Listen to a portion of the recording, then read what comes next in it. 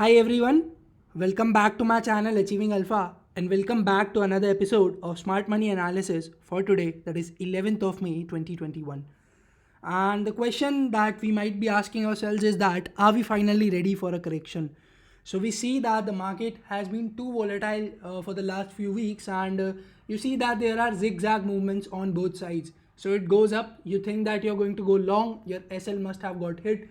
It goes down, you think that you want to short, and your SL gets hit again. So that's not a very good sign, and clearly there is no one direction trend in the market as of now. So let's try to understand the data for today and try to analyze what can we expect in the coming days. So let's start with the cash numbers, and the data in the cash segment will tell you that today, surprisingly, both the FIIs and the DIIs have sold. And that's not a very good sign because both the parties are selling. So you might ask then who is going to buy this? And my answer to you is that this has been mostly consumed by retail, and that's not a very healthy sign that both the parties are selling in the cash market. Let's have a look at the derivatives data and try to understand what we can get from that one. So I have loaded the script, and yeah, the data is out for 11th of May. If I talk about the net long position, so this is where you will see the surprise that the net long position in the futures have decreased by 10%, and this is extremely bearish for me. Although I did tell you that 40 could be the number where we could expect. So 50 was the first place where you should expect a bounce back. After that, maybe 40. But one of the things which we need to understand is that I have been repeating this in the previous analysis videos as well, that 49 was the least which the FIS had gone in this particular year. And now you see we are 8% below from that particular level. And this is a 10% decrease in the index futures. And this is really not good, and this is heavily bearish, at least as of now. So whether we see a bounce back from here on or not, but this is really too much bearish.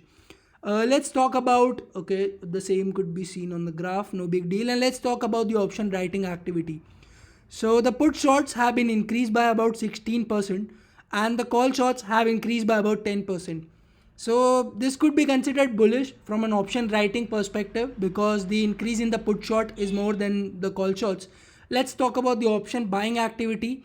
So the call longs have almost stayed neutral, not much increase or decrease, and the put longs have increased by 6%. So in the option buying, you will see there is a difference of about roughly 6% favoring the puts, and which is basically bearish. And here you see again a difference of roughly about 6%, which is favoring the bullish side.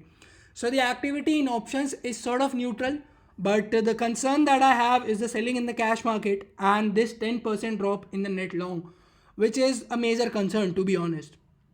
And my view on the market is still a sell on rise because see, I told you that until and unless these FIIs are increasing their net long, which you can see that they were keeping it constant, and in fact today this is a 10% drop.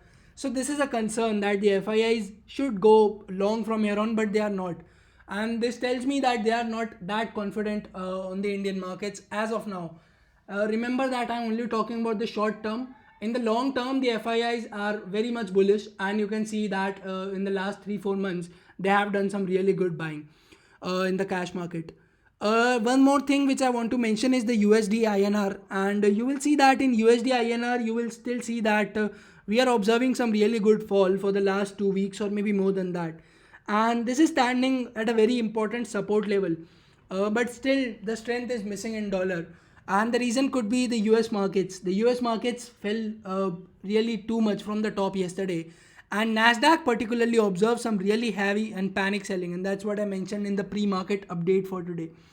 And still you will see that the global indices are not looking that positive. You will see that Dow is also struggling, S&P is struggling, and the major concern for me is this S&P 500 VIX, which is 9% up, and this is really not very good.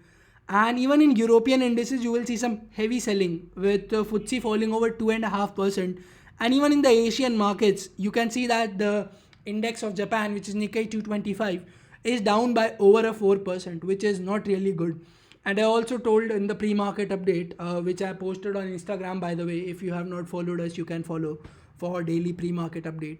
And I did tell you that the Asian indices were observing a heavy and a panic sell-off in the morning itself. And when these basically when Dow broke 34,500, So the Nifty fell really in a panic selling kind of a thing. But still, we did not fall that much. And the reason could be probably the buying from the retail segment. And I'm not very sure that this buying would sustain for how many days. But the figures in the derivative segment is not looking very positive, and in the cash market also it is overall very much negative.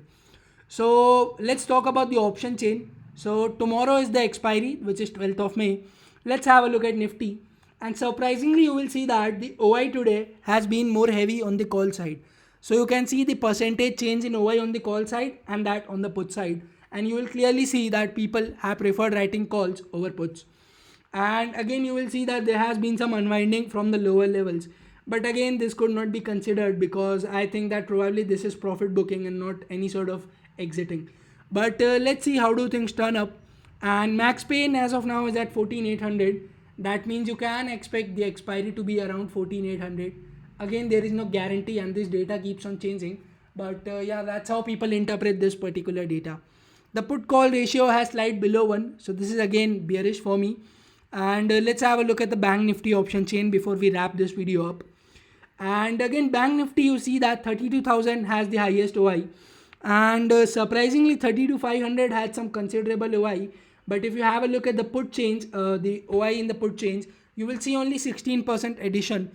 Whereas even, in the money, people have preferred writing calls. And this is not a very good sign because you see that this is in the money writing in calls. And this does tell me that people are very much confident that Bank Nifty can fall in tomorrow's expiry. In fact, I myself have shorted the 33,000 call option. So let me show you.